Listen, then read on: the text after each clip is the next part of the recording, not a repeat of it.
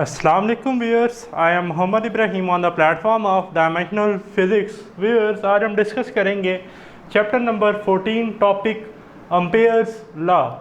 तो first of all student, जो ampere law है ये हम चैप्टर 14 में पढ़ रहे हैं। ये एनालॉगी है, मीन कि ये आर्टिकल इलेक्ट्रोस्टैटिक के एक आर्टिकल गाजिस लॉ से जो है वो मैच करता है। ठीक, इलेक्ट्रोस्टैटिक में जो हमने लॉ पढ़ी थी स्टूडेंट्स, वो कौन सी थी? गाजिस लॉ। ठीक, और इलेक्ट्रोमैग्नेटिज्म में चैप्टर 14 में जो हम लॉ पढ़ रहे हैं वो क्या है जी? Ampere's law. तो स्टूडेंट देखें स्टेटमेंट क्या है। The magnetic field around any close loop is equal to the mu naught times of total current enclosed by the loop. ठीक है जी, कोई भी हमारे पास जो क्लोज लूप होगी उसमें जो मैग्नेटिक फील्ड होगी वो इक्वल होगी mu naught times of total current. अब म्यू नॉट क्या है? म्यू नॉट है स्टूडेंट परमीएबिलिटी। परमीएबिलिटी क्या होती है? किसी मटेरियल की वो प्रॉपर्टी कि कितनी मैग्नेटिक फील्ड लाइंस जो हैं वो पास करने की परमिट देता है। ठीक, कि कितनी मैग्नेटिक फील्ड लाइंस वो पास करवा सकता है, वो हमारे पास टर्म होती है जी परमीएबिलिटी, जिसकी वैल्यू स्टूडेंट फ्री स्पेस में हमारे पास होती है 4 पाई मल्टीप्लाई बाय 10⁻⁻⁷ वेबर पर एम्पेयर पर मीटर। तो ये एमसीक्यूज में भी आ सकता है, मार्क कर लें। और ये जो हमारे पास टॉपिक है एम्पेयर लॉ का, इसकी एप्लीकेशन के साथ मिलके ये पेपर में एज अ लॉन्ग जो है जी वो डिस्कस किया जाता है। नेक्स्ट वीडियो लेक्चर में हम डिस्कस करेंगे कि magnetic field due to a current carrying solenoid.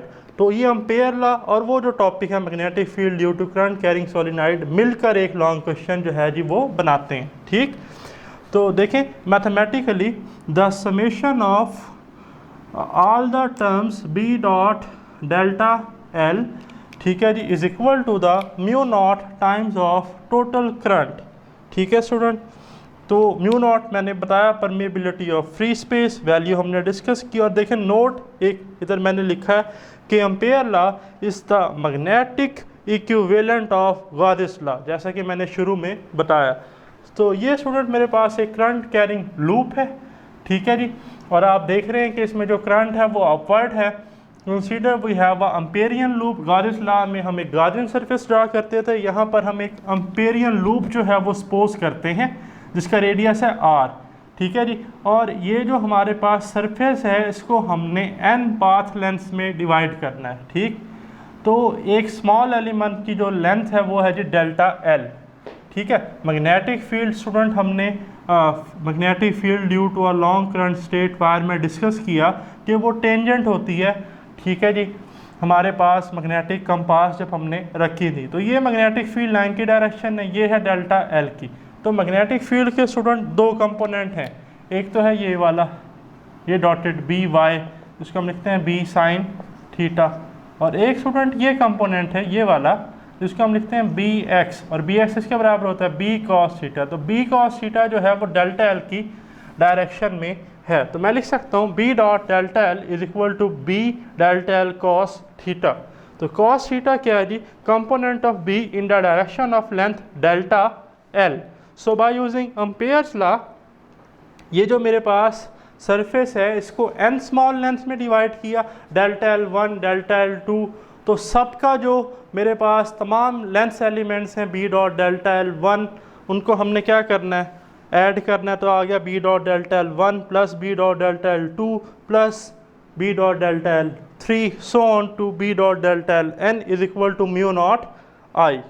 ठीक है जी, और जबकि गाउस लॉ में क्या था कि total electric flux is equal to the 1/ε0 multiply by total charge. तो यहाँ पे क्या है कि the sum of all the paths length element P dot delta L is equal to the mu naught times of total current enclosed by a loop. तो देखें इनको मैं सम करके लिख सकता हूँ समेशन की फॉर्म में, I1 to n B dot delta L I is equal to mu naught I. आप इधर देखें कि स्टूडेंट ये जो एम्पेरियन लूप है, ठीक है जी, ये एक सर्कुलर फॉर्म में, और सर्कल का जो सर्कमफेरेंस होता है स्टूडेंट वो होता है 2 पाई आर। कितना होता है जी? 2 पाई आर। तो मैं टोटल लेंथ जो है इसको लिख सकता हूँ 2 पाई आर। तो ये जो बी है ये इधर ही रहा, डेल्टा एल की जगह आ गया मेरे पास क्या आ गया जी? 2 पाई आर। ठीक है, तो मैंने इधर mu naught over delta L mean 2 pi R लिख लिया। तो ये भी किसकी स्टेटमेंट है?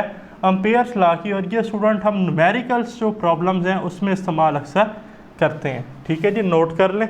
तो ये आज का हमारा टॉपिक था। नेक्स्ट इंशाल्लाह लेक्चर में हम इसकी एप्लीकेशन जो है वो डिस्कस करेंगे। अगर आपका कोई क्वेश्चन है तो आप ज़रूर कीजिएगा। खुदा हाफिज़।